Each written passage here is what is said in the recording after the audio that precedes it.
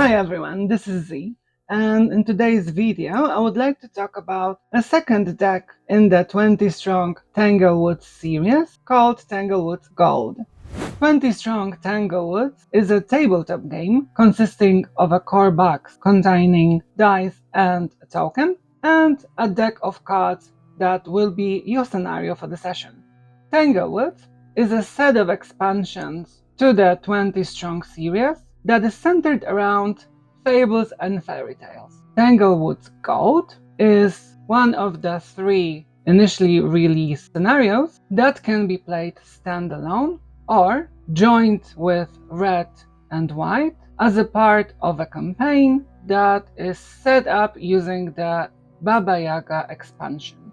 Either way, whether you play it as a standalone scenario or part of the campaign, the rules remain the same. You will only get additional upgrades if you win the scenario as a part of the campaign. This specific scenario is centered around a girl in the woods in the house of 3 bears fable. However, here, as with the rest of the decks, Tanglewoods puts a specific twist on it, and this time around, you are one of the characters that are tasked with defeating the 3 bears in order to win the scenario. So in this video, I would like to tell you why I think that Tanglewoods Gold might be a scenario for you, or perhaps why it isn't, and then I will provide you with my review of this particular deck. But before I continue, are you here because you are thinking of expanding your gaming experience into the tabletop gaming? Or perhaps you have heard of the 20 Strong tabletop game and you are interested in the Tanglewood series? Or maybe you have played the series and have some thoughts and comments on your own.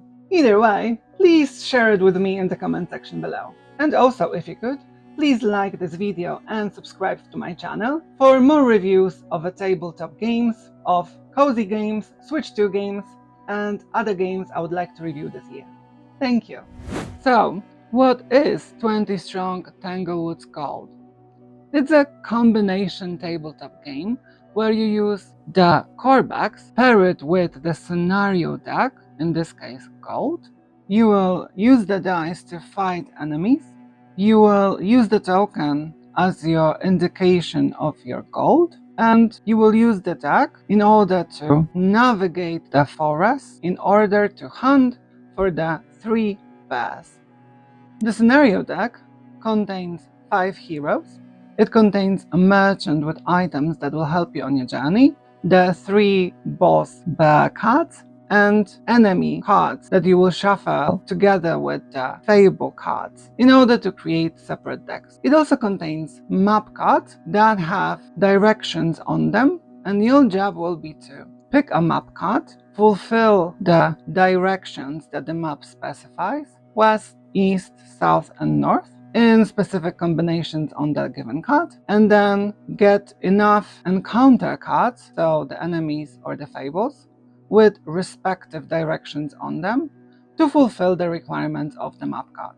If you do, you will get the bonus on the card, or you'll be able to go to the merchant, get the bears to shuffle them into the encounter deck, and thus be able to defeat them. Most of the cards in this deck are double-sided, which indicates that they are the day side or the night side, with the night side being decisively more difficult. Once you fulfill the requirements of the map and play out the encounter, so do what the fable tells you to do, either something positive or negative, and deal with all the enemies. If you will not bribe them or otherwise remove them from the encounter, you will flip everything to the nighttime side. There is a couple of ways for you to modify whether a card will be on the daytime or the nighttime using the game mechanics. However, most of the time, you will start with the game on the card's day side, and over time, most of the cards will be flipped to their nighttime side, thus making the entire game more challenging. I would say that Tanglewoods Gold is relatively easy compared to the other decks. The cards are somewhat more forgiving, and I have to say I won most of the times I have played this deck compared to the number of losses. Once you have all of the decks separated and your heroes selected, you will pick a map card, and when you start fulfilling the map objectives, you will create the board for yourself, which will be called the Tableau. That's one of the key terms for this particular deck. The characters you can use can be from the gold deck, or there can be from any of the other Tanglewoods decks that you have available. Additionally, if you have other non-Tanglewood decks, you can use the heroes which are marked with the magic icon on them. Okay, so let's get down to it. Here are my reasons why I think Tanglewoods Gold might be a game for you, or why I think it perhaps isn't. This deck is definitely for you if you want something a little bit easier compared to the rest of the Tanglewood series. Similarly to Rose, once you get to understand them, the rules of this scenario are a bit on the easier side. Personally, I also found the encounters in Gold to be that much more forgiving. Don't get me wrong, it's still a test your luck kind of game. You still might end up losing because the dice rolls were not in your favor.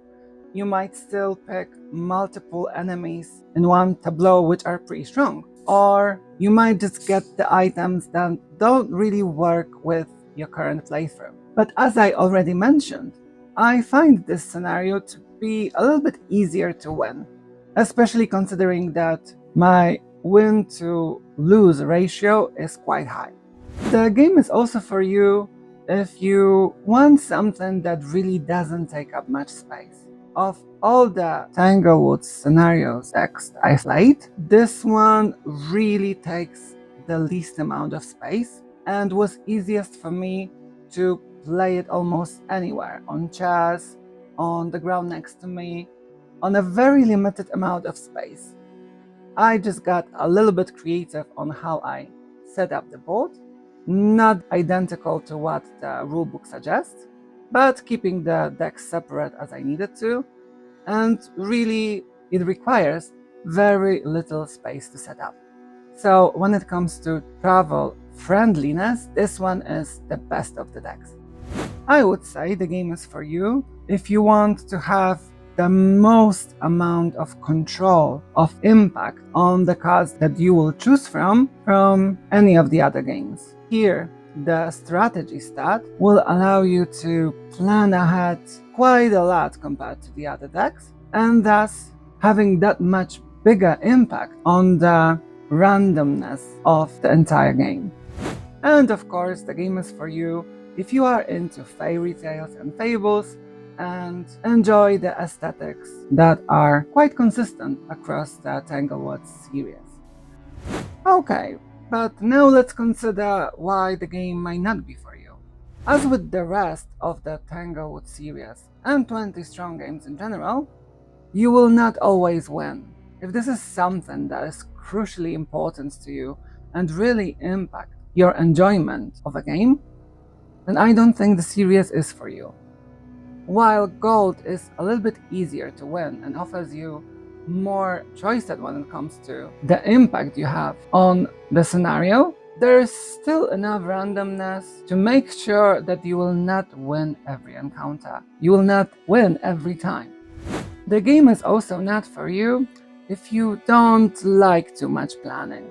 Of all of the decks, I believe this one allows you to plan ahead the most, which means quite often, if I lost, I felt it was less to the random nature and the test your luck mechanics of the game itself, rather it was down to my poor planning. And this made me feel the losses much stronger, because unlike with the other decks, I felt like here, perhaps I really didn't have to lose. So if you don't like that feeling, then you might find yourself not liking this scenario that much. And finally, you have to be aware that you need a core box in order to be able to play this scenario. Tanglewoods Gold is a standalone deck that doesn't come with the core box. So you have to have either of the two core boxes available right now, be that the core box which contains the Solar Sentinel deck or the 20 Strong Tanglewoods core box, which comes with the red scenario. And honestly, that's it when it comes to why I think the game is or isn't for you. So now let's move on to the next part. So let's go quickly about the Tanglewoods Gold setup. First, you would pick a character, either one of the 5 available in Gold or a different one. Then you would create separate piles, one pile with the shuffled map cards, another pile with the merchant and shuffled items, and the final pile of cards containing the encounters, so enemies, and the fables, mixed together but on their dayside side. Finally, you will put aside the 3 bosses of this scenario, the 3 bears, which you will only be able to shuffle into the encounter deck if you go to the merchant and pay 5 gold to be able to shuffle 1 into the encounter deck. You can shuffle all 3 at once if you have enough gold, or you can separate it in order to make the encounters a little bit easier.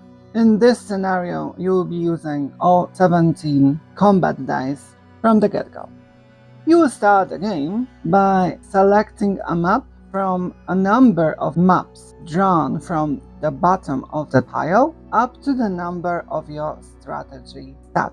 You don't have to draw as many maps, but you can if you don't like the one you have already drawn. You will put the map you've chosen and discard the ones that you didn't on their daytime side and begin collecting the enemies and fables to fulfill the requirements of the map.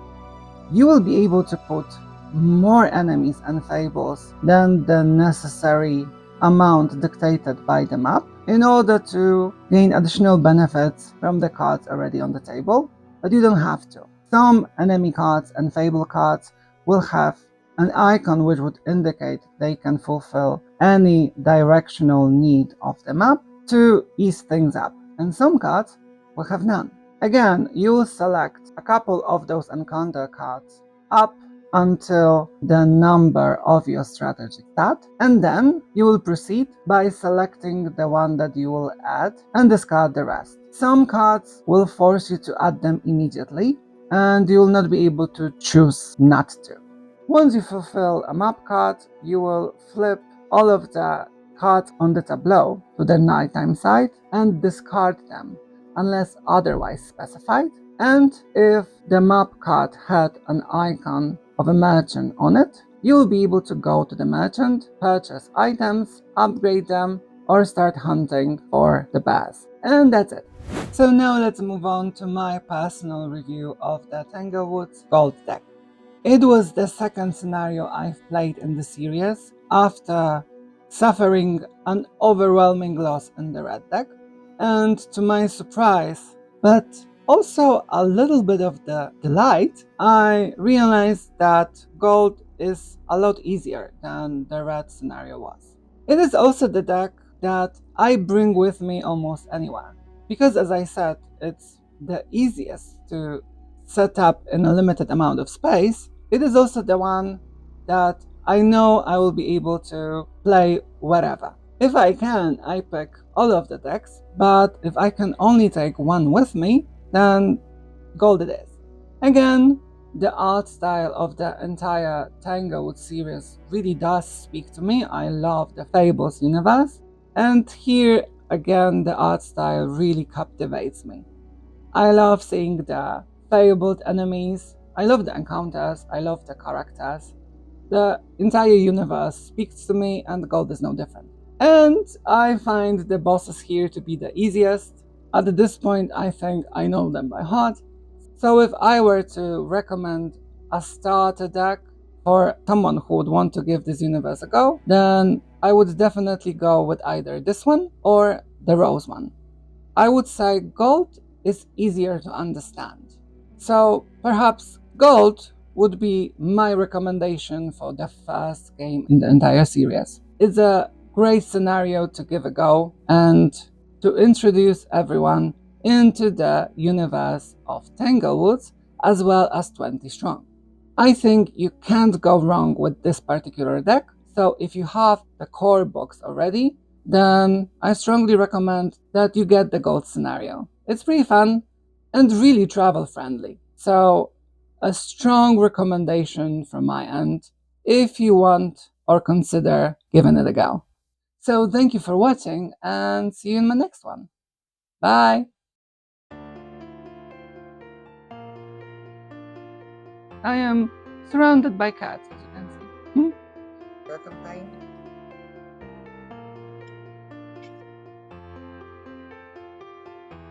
This is Rebecca. I will be having a little helper here. My cat. Yes. Oh. That really wants to make an appearance. There's Rebecca. Yeah.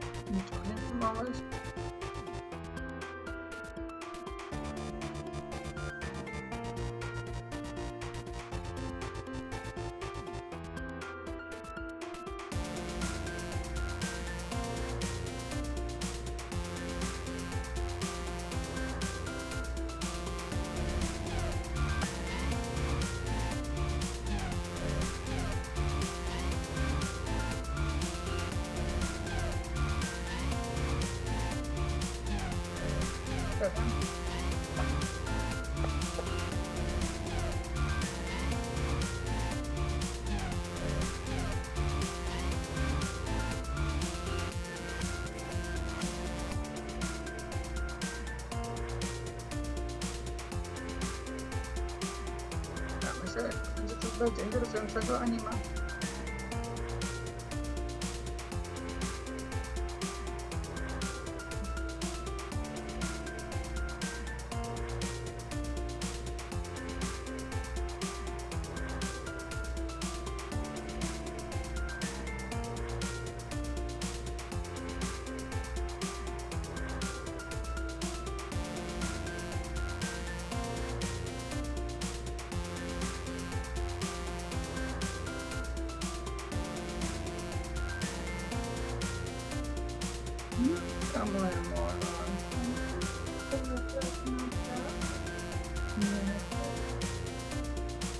Tak jest nie występuje, tak?